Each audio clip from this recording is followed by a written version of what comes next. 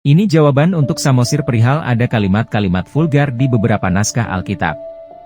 1. Naskah Alkitab tidak hanya dari naskah Perjanjian Baru di mana inti ajaran Kristen terdapat di situ, tetapi juga Perjanjian Lama yang adalah naskah-naskah dari kitanya kaum Yudaisme baik Taurat, Mazmur, Kitab Raja-Raja dan lainnya yang terangkum di dalam Perjanjian Lama.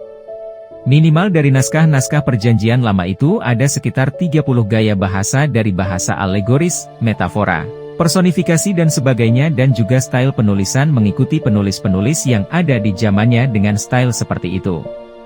Penulisan yang vulgar bisa dilihat di Kidung Agung, di mana Muhammad suka diklaim ada di kitab ini, atau di Yeheziel. Jadi, Nabi Yeheziel misalnya memiliki style tersendiri dalam penyusunan teks kitab Yeheziel yang intinya adalah nubuatan dari nabi tersebut dan juga kisah hidup dari Nabi Yeheziel yang saat itu di era yang banyak sekali pesundalan dan bangsa yang menghadapi persoalan moral dan dosa. 2. Sikap kita membaca Alkitab adalah sikap yang dewasa yang tentunya memiliki jiwa yang berupaya untuk kudus. Apa maksudnya?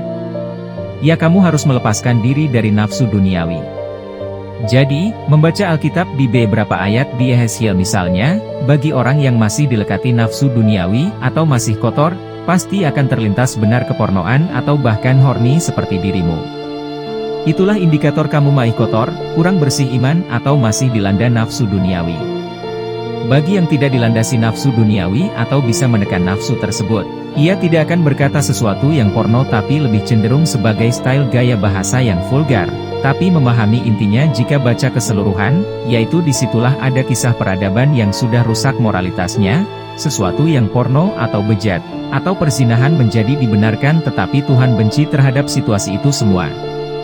Allah merasa dihianati, atau Allah benci terhadap kondisi moralitas tersebut di era kehidupan Yeheziel. Allah akan menghakimi dan Yerusalem akan jatuh. Jadi intinya adalah suatu bangsa yang sudah jatuh moralitasnya. Bangsa tersebut tidak akan berkembang atau menuju kemajuan tetapi akan ada penghakiman kepada bangsa itu yaitu kehancuran dan kebinasaan, itu pesannya. 3. Sebagai seorang katakanlah dokter, atau yang berhubungan dengan anatomi tubuh, tentu pada saat membaca ini, tidak akan horny atau merasa porno atau vulgar, karena mereka terbiasa dengan melihat anatomi tubuh manusia kan? Termasuk pada saat pasien sedang telanjang karena diperiksa. Dokter kandungan pasti akan memasukkan alat ke vagina perempuan yang sedang hamil untuk cek janin. Kalau si dokter atau perawat itu horny, bubarlah praktek itu. Kecuali mereka-mereka yang masih unyu-unyu atau kurang laku dapat pasien.